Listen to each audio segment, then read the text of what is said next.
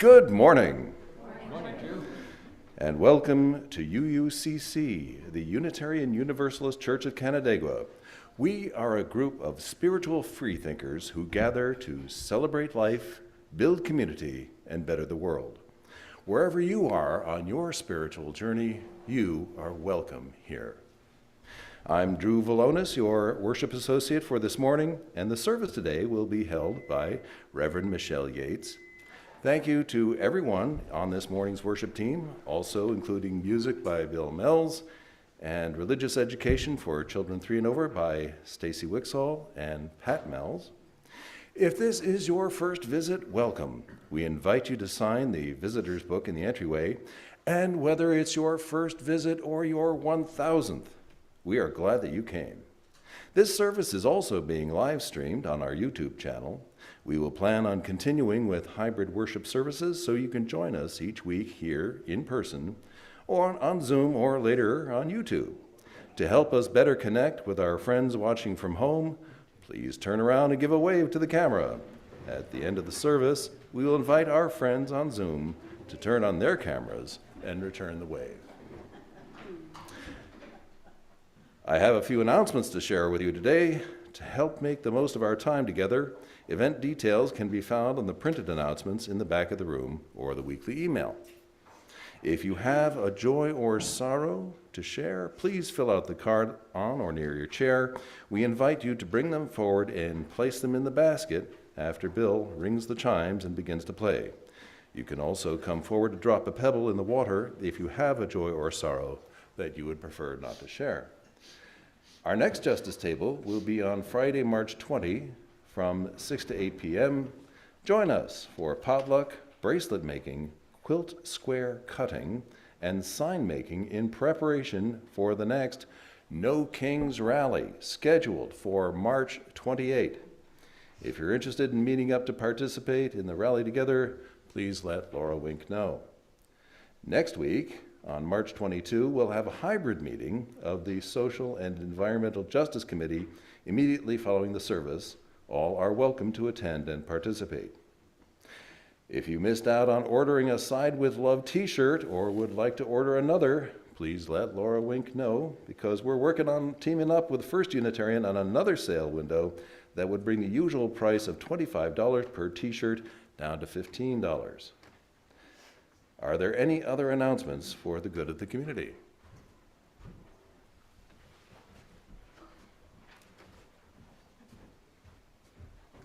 Next Sunday will be kickoff Sunday for our annual pledge drive. And to celebrate, Cindy had a great idea. Let's have a continental breakfast. So come a little bit early, about 9:30, and we'll have treats and connection here at church before the service.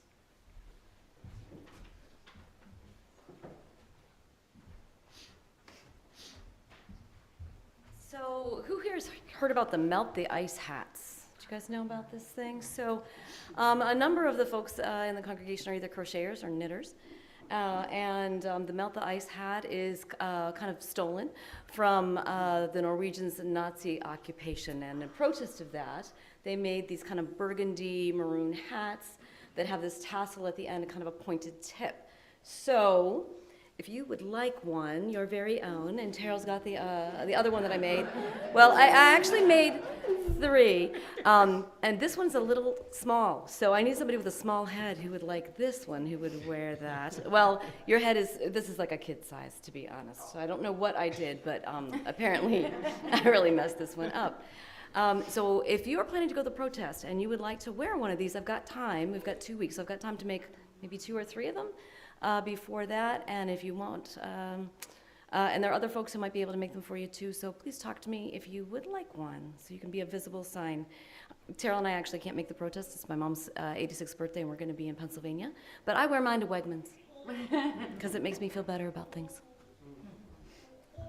And if anybody wants the little hat.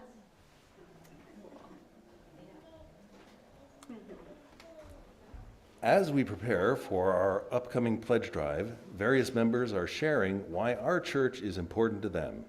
Today's Canvas moment will be presented by Laura Wink.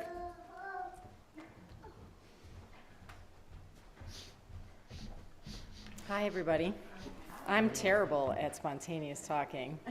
I don't like it at all. So, sorry, this is going to be a little bumpy.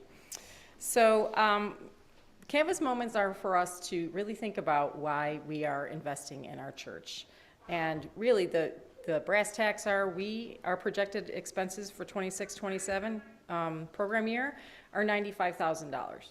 So we need to make some money. We need to pledge. We need to tell the board how much we can afford. And I want to let you know why I pledge. And the primary reason I pledge is to support our halftime ministry.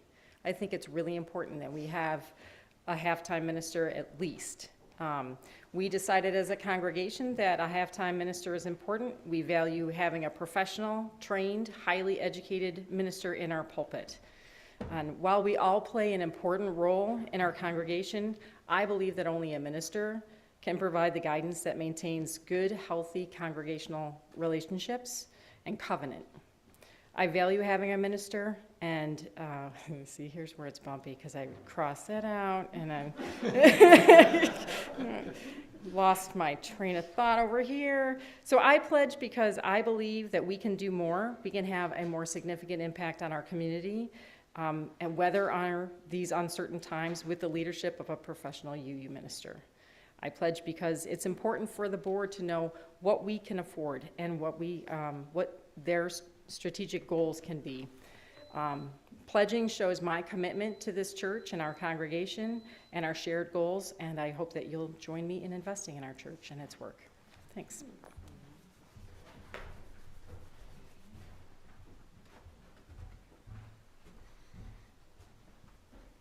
Please take some time during the next 2 weeks to think about UUCC's role in your life and how you can support its future financially. As we prepare to be fully together, I remind you to silence your phones and devices. We now enter a space of worship. Now is the time to bring forward any joys or sorrows, or come up and drop a pebble.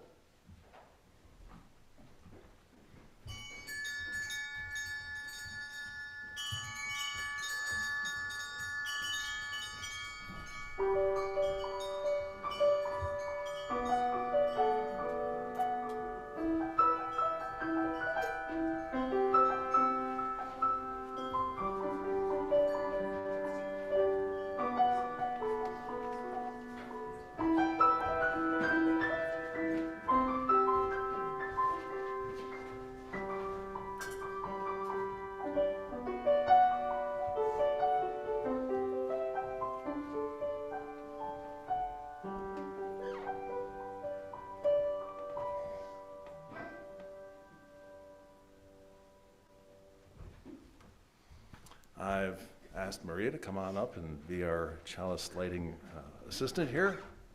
And I need that assistance too, because it helps me. I invite you to join with me in our chalice lighting words. We gather this hour as people of faith, with joys and sorrows, gifts and needs. We light this beacon of hope, sign of our trust for truth and meaning, in celebration of the life we share together. Thank you, Maria.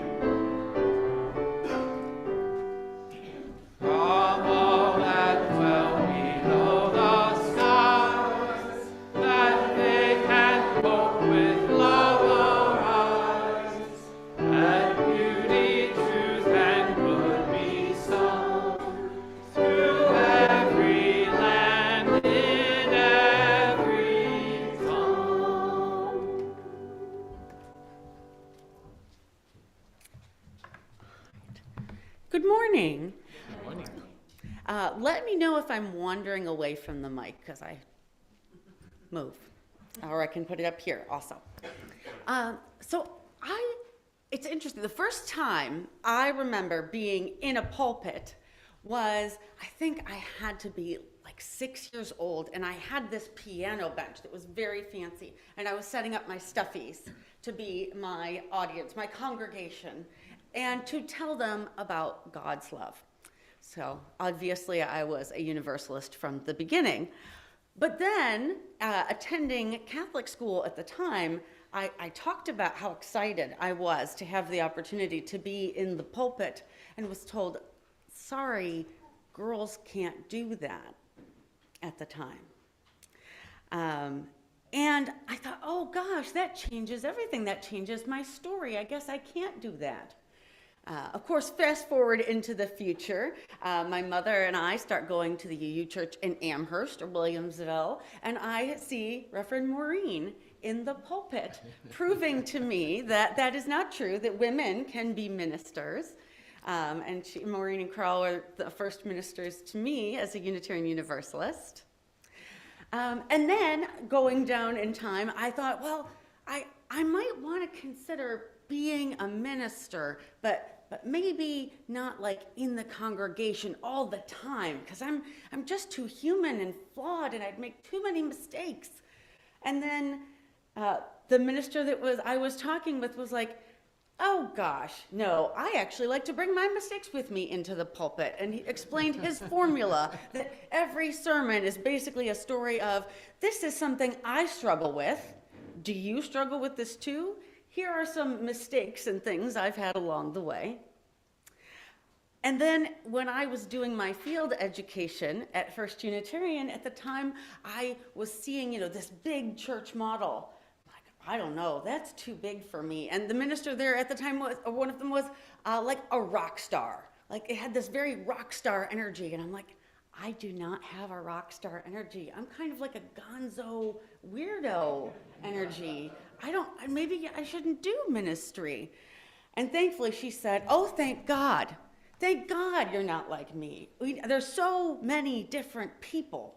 And we need so many different voices to tell people that they're loved and included. And so if you have not yet heard a story that tells you you can do this thing you're called to do, and you are loved and included, then keep listening, keep looking for a different story, or maybe this is a story that's meant to come from your mouth to someone else in the world.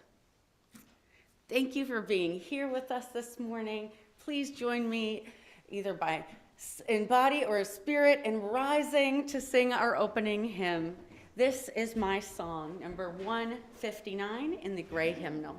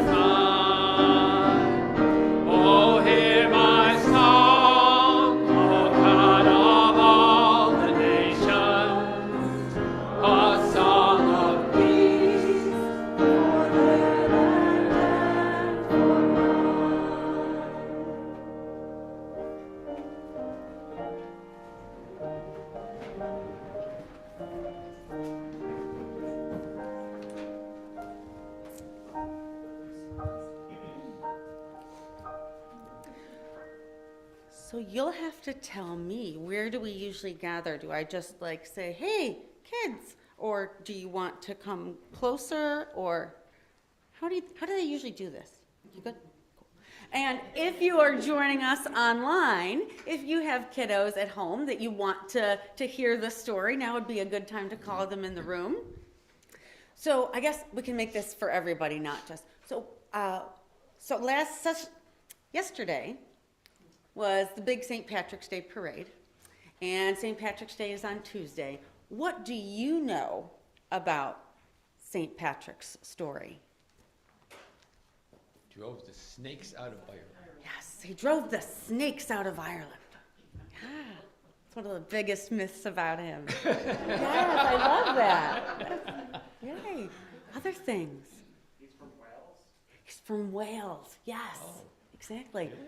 So I could go into that a little more detail. So that's one of the big secrets. He's not Irish. Others? So I have a few other big secrets that I want to blow your minds with. So think about the story that you know now. Okay, St. Patrick.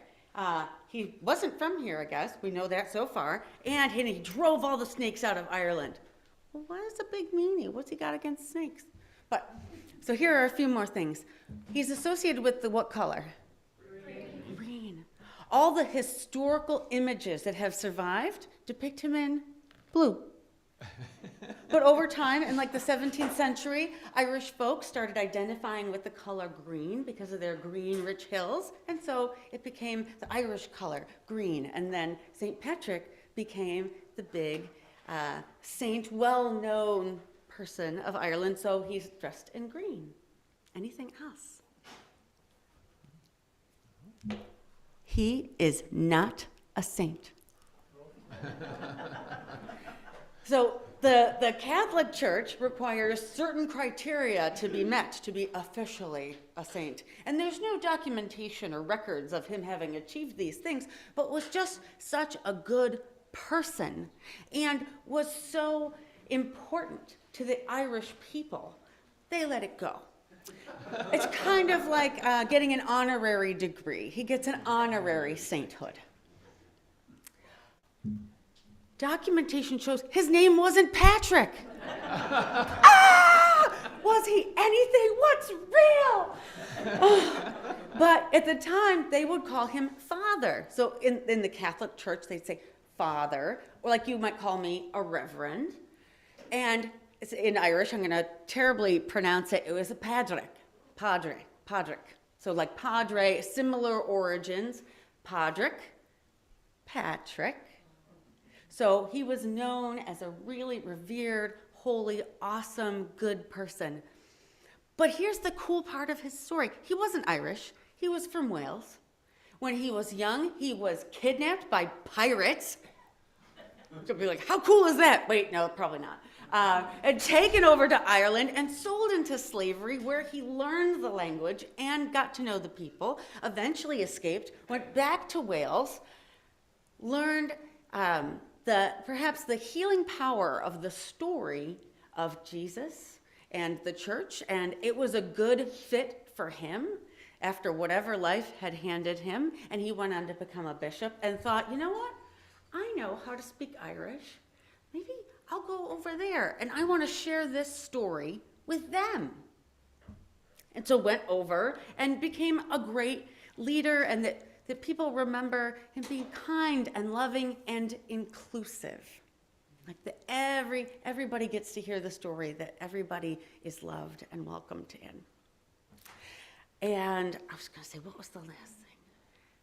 Just to know that a story often has different parts, different versions, different contexts. Like sometimes someone will tell the story one way, and sometimes someone will tell the story the other.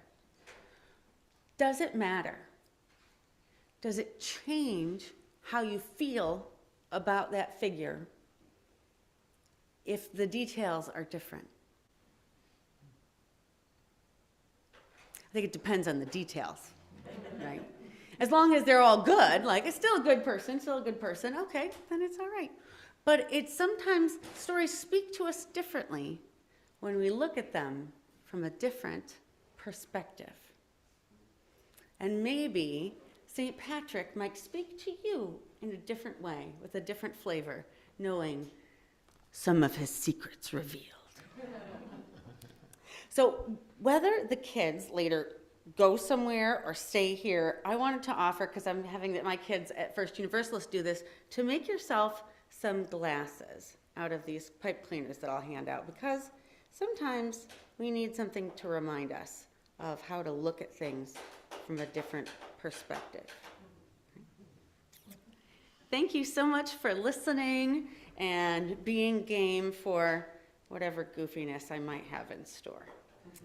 So how about I'll put these over in the wiggle corner for now, in case anyone wants to help themselves or just likes to bend things with pipe cleaners. Oh, and I have to say something, right? Oh, it's you for offering of joys and sorrows. Yes.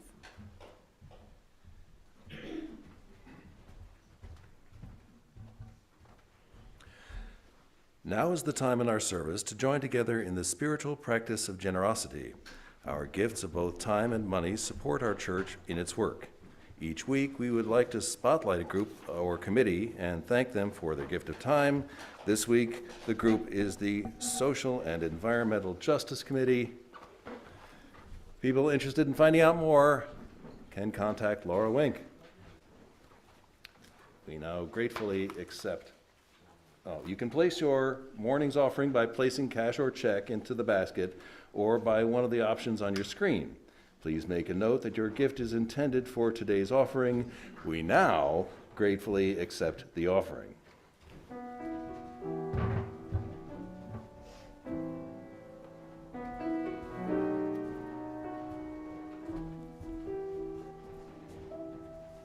And everyone neath the vine and fig tree shall live in peace and unafraid. And everyone neath the vine and fig tree shall live in peace and unafraid. And into plowshares turn their soul, nations shall learn war no more. And into plowshares turn their souls, nations shall learn war no more.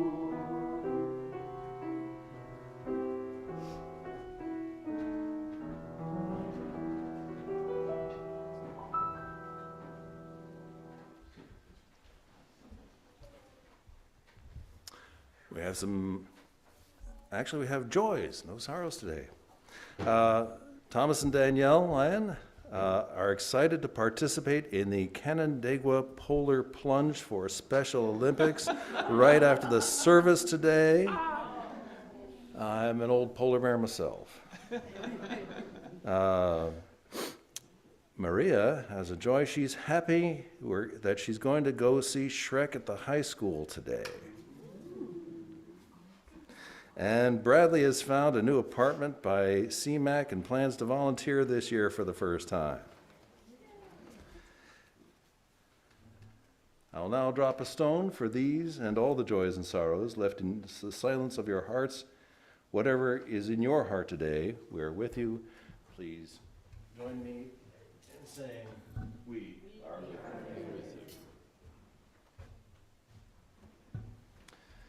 At this time, if there are any children who would like to attend religious education, please go downstairs with Pat and Stacy.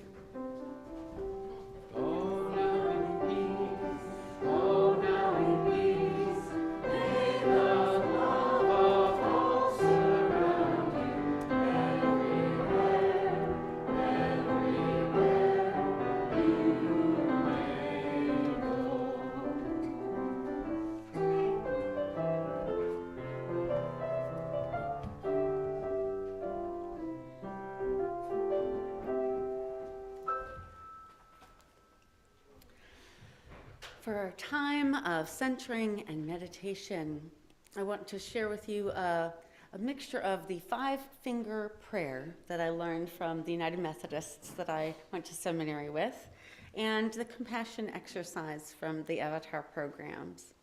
But first, let's take a moment to get comfortable in our seats, to take a breath in and out,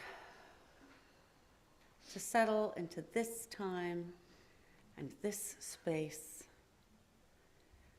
to let your body relax from head to toe. Let those muscles let go of the burdens you didn't even know you were carrying.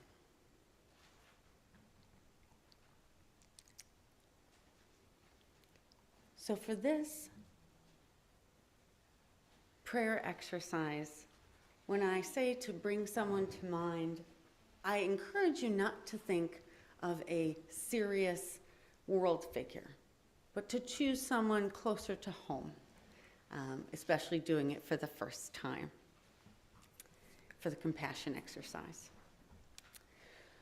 So the thumb in this practice is pointing to yourself as the first person to offer compassion to. So with attention on yourself, say it to yourself, just like me, I am seeking some happiness in my life. Just like everyone else, I am trying to avoid suffering in my life. Just like everyone else, I have known sadness, loneliness, and despair. Just like everyone else, I am learning about life. Now for your pointer or index finger, think of someone that you point to in times of crisis, your go-to person.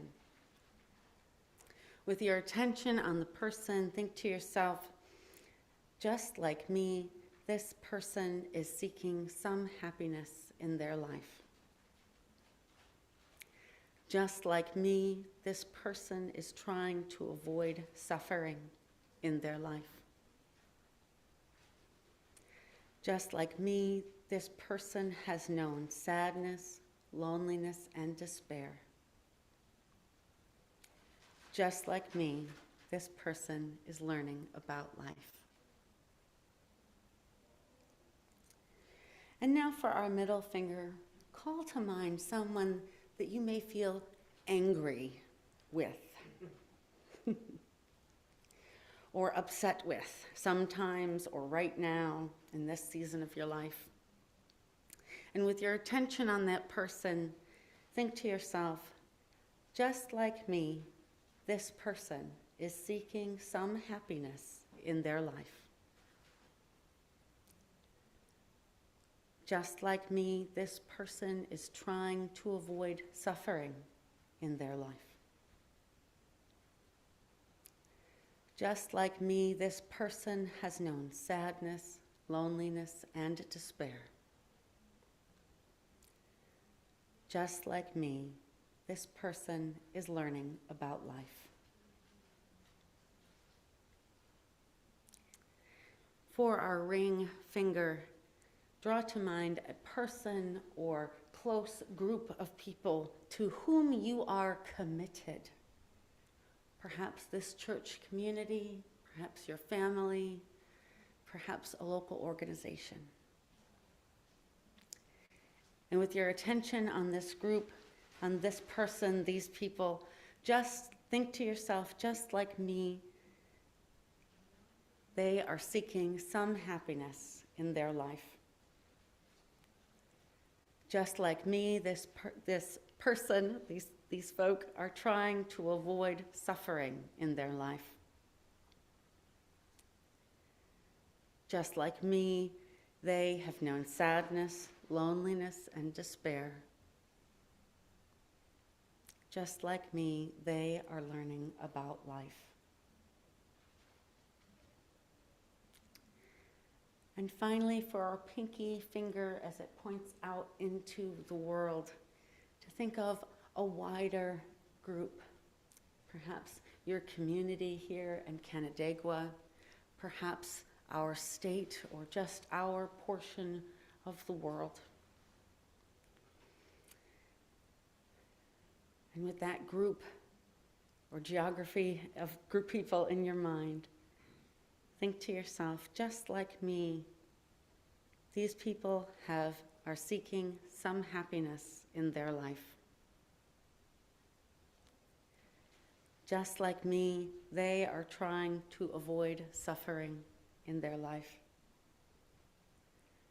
Just like me, they have known sadness, loneliness, and despair. Just like me, they are learning about life.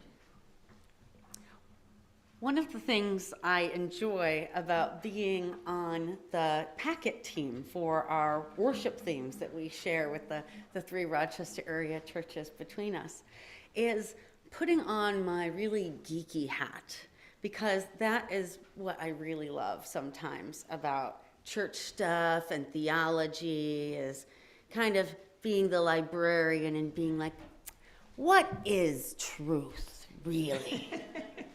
And looking up the meaning and origin of the name and getting really linguistically picky and petty, perhaps. And so in this theme, some of the geekiest things that came across for me at first were that truth can change over time. And this, well, what is truth if it can change? But I think that is the perfect connection to this you root of that revelation is not sealed. So that's one of our geeky phrases, meaning that wisdom and truth isn't done revealing itself to you. So revelation, revealed, and sealed, no more. So some people believe that, if it's not in this text, and it has to be interpreted a particular way, then it doesn't exist. Then it all points back to these truths in this book.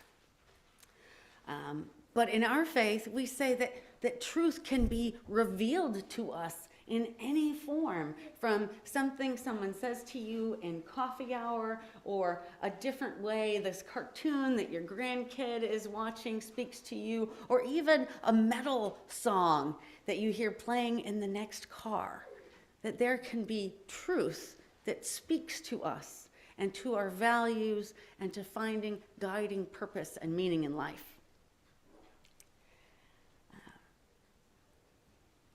One of the interesting things is so often we equate truth, that word, with facts. But I love using like those little like equals, doesn't equal. I did that with our kids. Like truth does not necessarily equal facts. Those are different things. That something can be true, deeply meaningful and right and giving us meaning, but it doesn't mean that it was a true story. It could be a made-up story. As someone, a parent of neurodivergent kids, often I would see in pamphlets and fact sheets that they'd say, feelings are facts. And it would bother me. And I'm like, no, they're not. Feelings are not facts. Feelings are feelings. But thankfully, in my clinical pastoral education, they did a better formula. Feelings are information. I like saying if my kid or me are feeling really angry or depressed, that doesn't mean that I am the embodiment of always being angry or depressed. I like that it is information that I'm feeling this way. Where does this come from? What's going on? It helps me have information about myself to tease out the truth. So I'd say more feelings are true, or feelings are information, but they're not facts.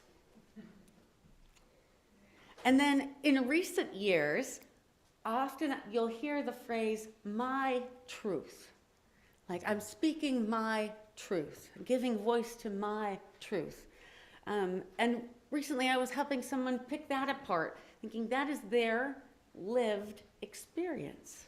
That is their story. It doesn't make it what do I want to say? Because someone else's story or truth is different from yours does not mean it's not true. That their lived experience is true, just as my lived experience is true. And where do we find between those different perspectives what's really going on and what we want to get to together in the world that we want to create? In my bio, I mentioned that Joseph Campbell's The Power of Myth was like a real important point in my journey towards ministry and loving geeking out over theology.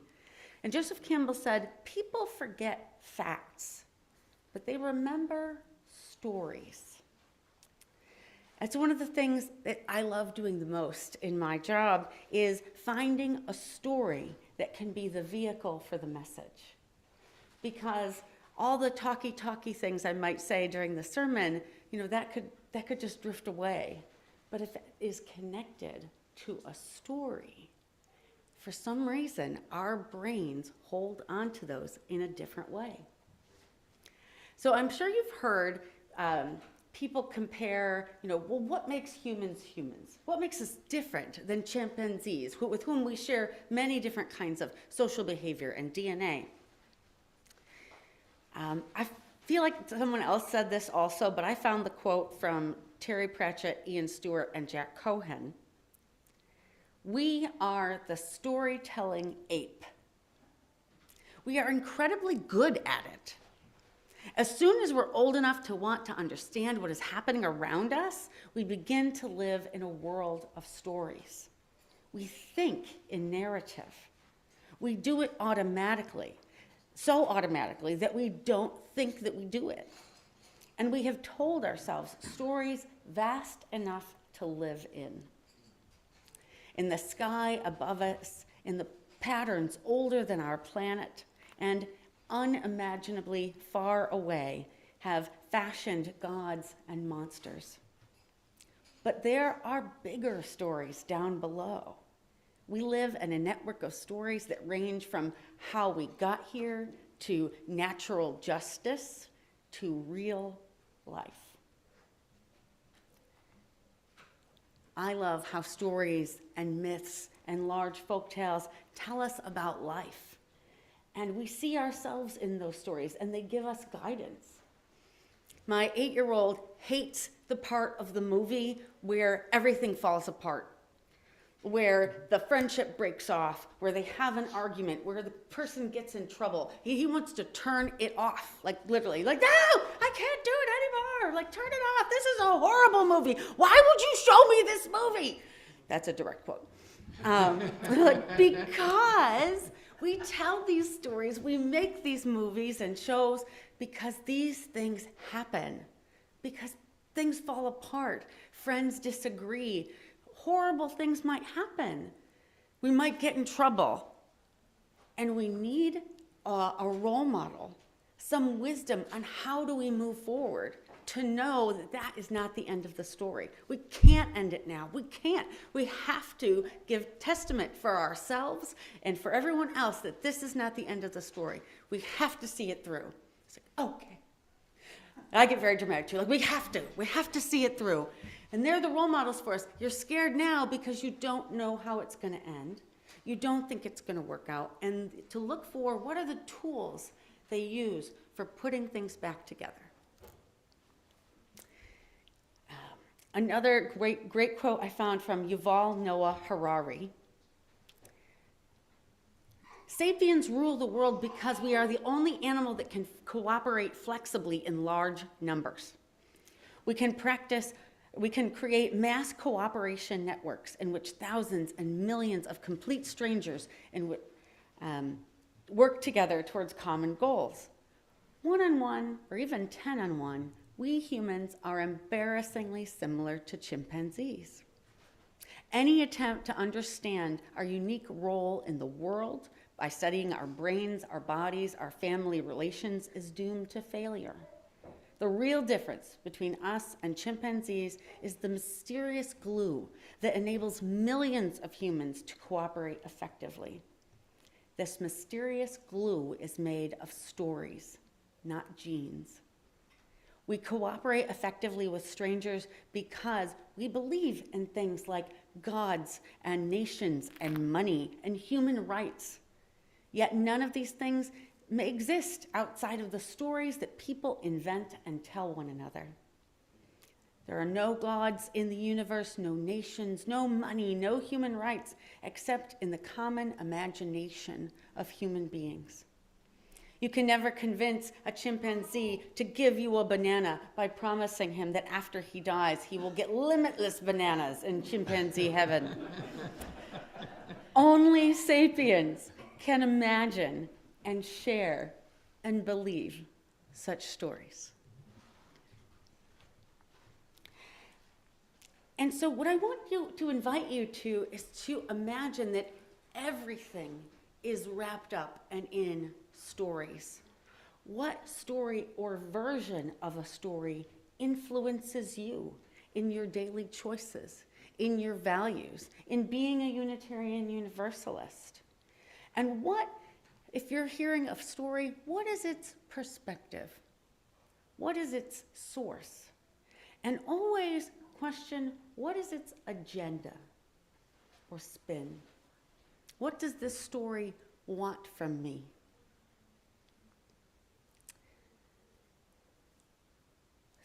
If the story, the facts, the truth, or the context changes, does that change the meaning of the story for you? Like the story of Patrick. Now, when I went to seminary, I realized how many biblical texts lose their meaning if you don't know the context, if you don't know the backstory. And when you do, it changes the meaning dramatically often. And so often you can take one verse, one tiny part of a story, and you can take from that a meaning that you would never see if you had the whole story in context. So to be mindful when you're hearing a story, where does this come from? Is this a big picture story? Is this an individual story? And of course, if you, whether it's struggling with mental health on a large scale or just in the moment, what is the story your brain is telling you? And how might you check yourself or invite others to reframe the story? Like, is there another perspective to view this from that feels better and is more helpful?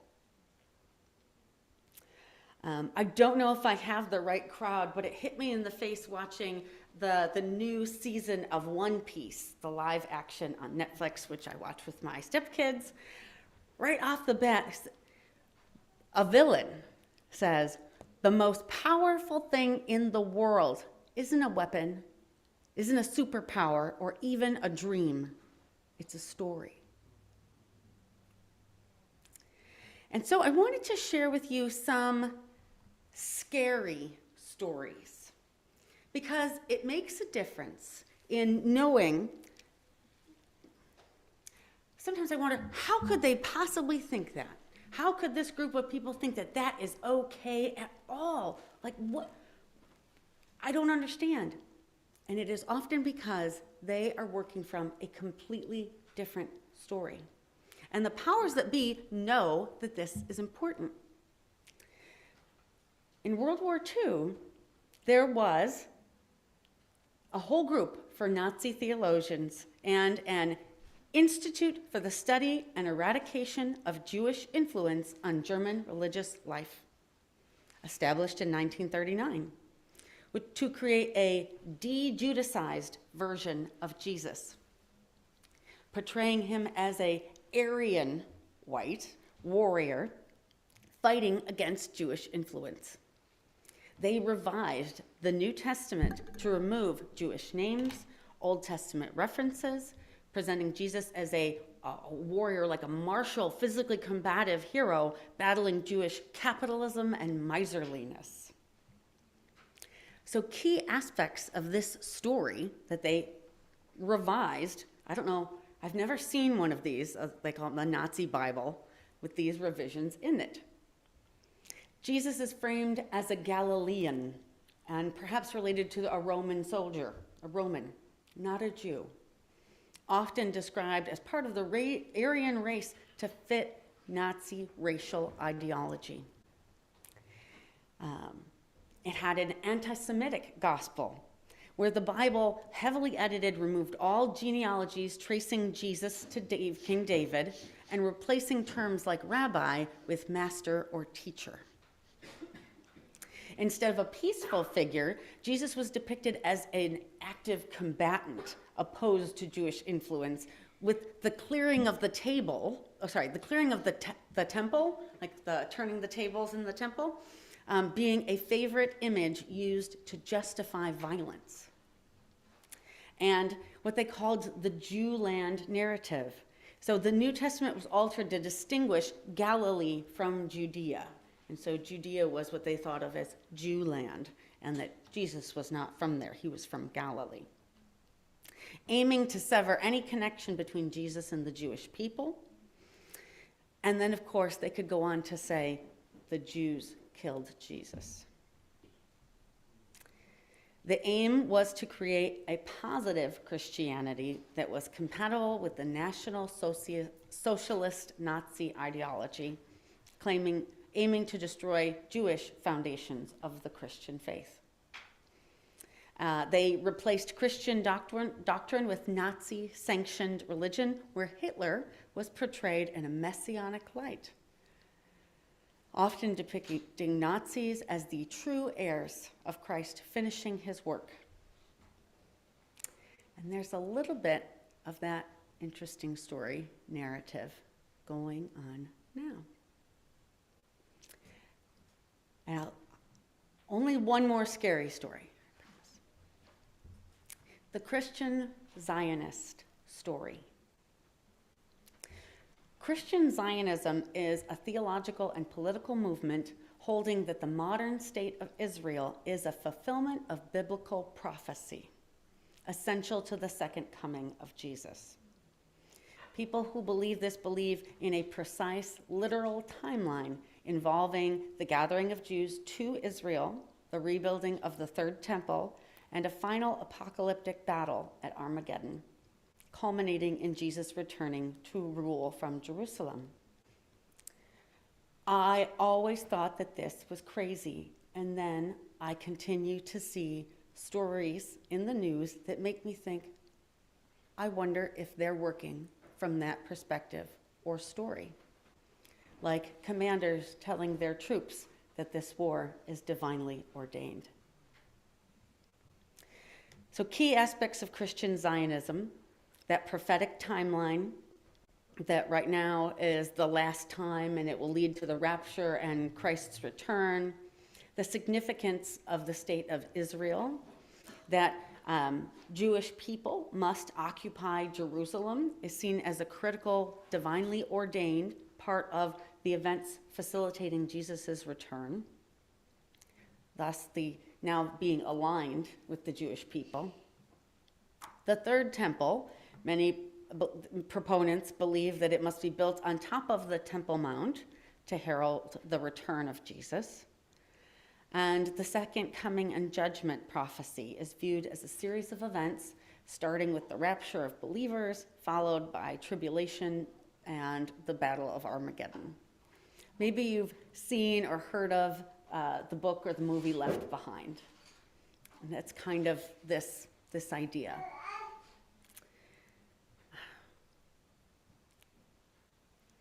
So, while folks who believe this while supporting the state of Israel, many Christian Zionists traditionally believe that during the end times, many Jews will perish, and the survivors will ultimately recognize Jesus as the Messiah. They emphasize the Abrahamic covenant, saying, I will bless those who bless you, arguing that God mandates strong political support for Israel. And as you can imagine, this belief has been a profound influence on U.S. foreign policy toward the Middle East for decades, besides just greed for oil. Blending apocalyptic expectation with modern geopolitics. I feel like this is a scary story. But if this is the story that someone is working with, that they're telling themselves, that motivates their actions, it kind of helps explain what's going on and where we might start to deal with the problem by realizing what story are they telling themselves and what is the agenda that the story is trying to achieve.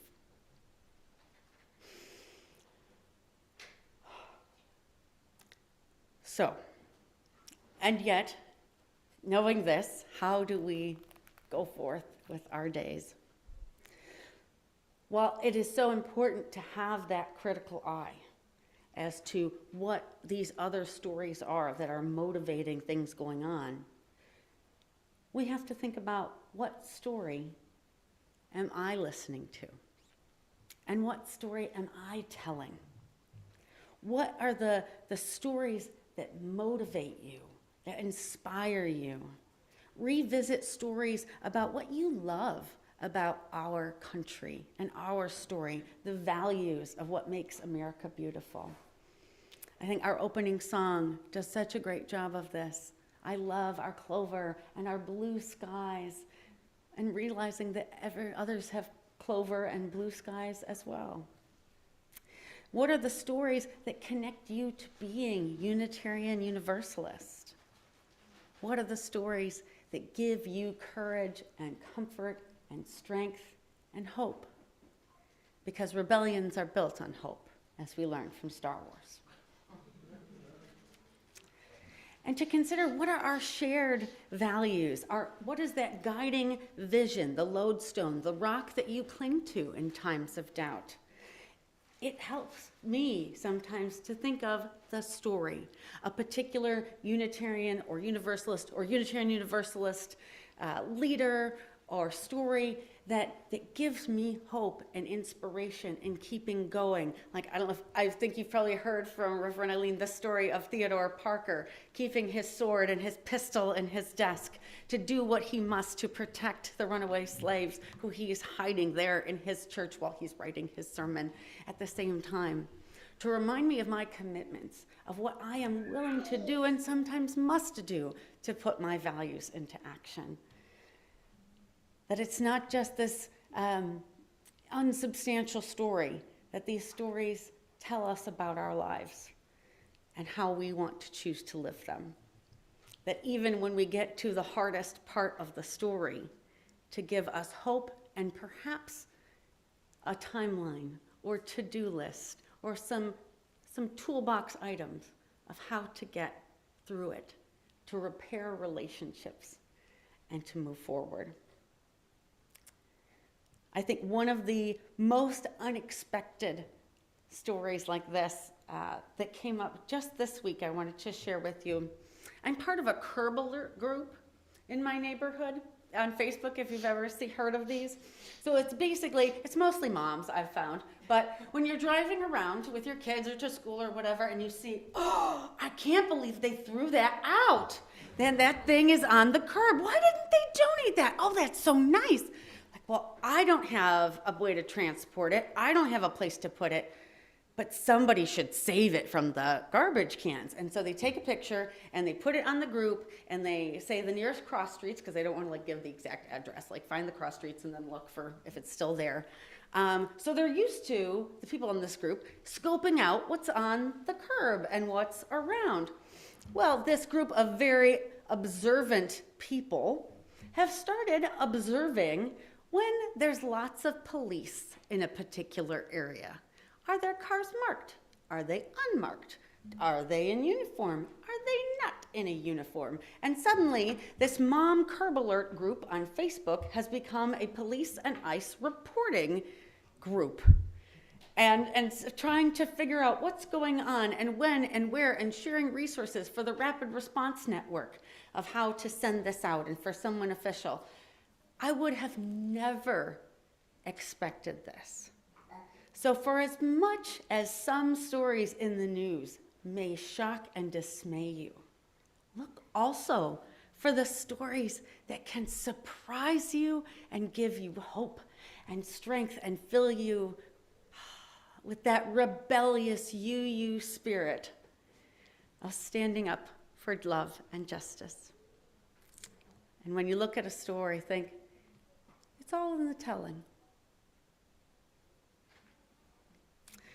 Please join me in body or, oh wait, sorry, wrong one. Now is when I sit down.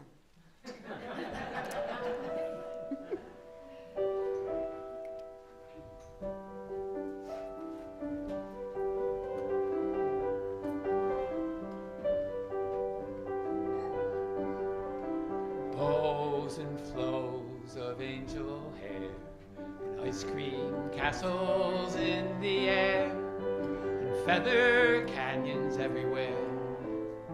I've looked at clouds that way, but now they only block the sun. They rain and snow on everyone. So many things I would have done, the clouds got in my way. I've looked at clouds from both sides now, from up and down, and still somehow it's clouds, illusions I recall. I really don't know clouds at all.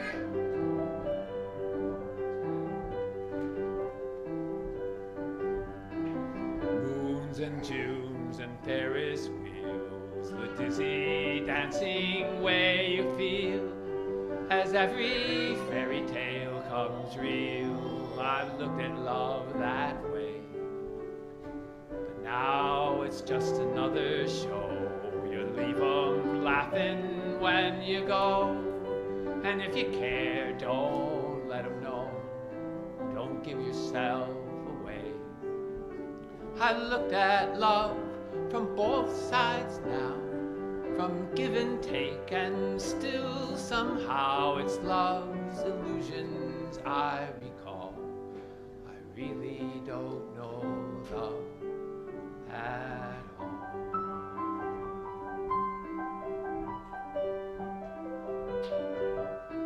Tears and fears and feeling proud to say I love you right out loud. Dreams and schemes and circus crowds, I look at life that way. But now old friends are acting strange. They shake their heads, they say I've changed. Well, something's lost, but something's gained in living every day. I've looked at life from both sides now, from win and lose, and still somehow it's life's illusions I recall. I really don't know life at all.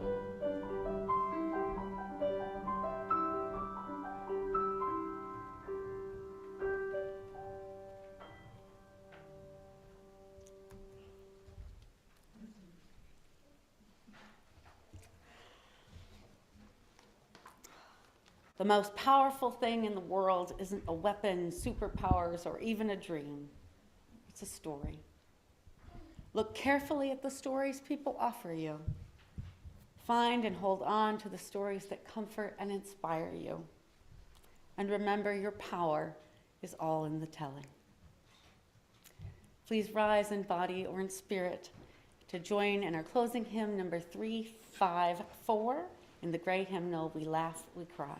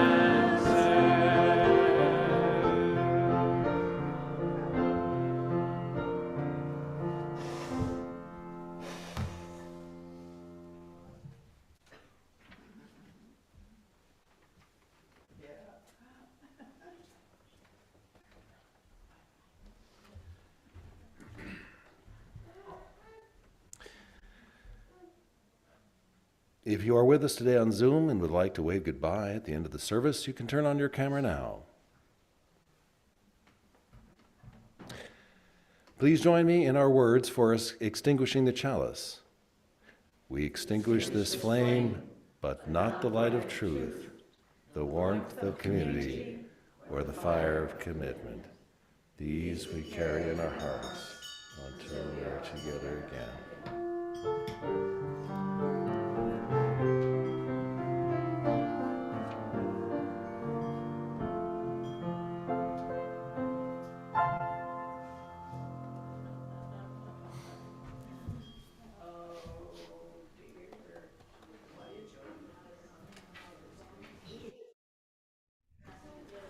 A wonderful announcer voice.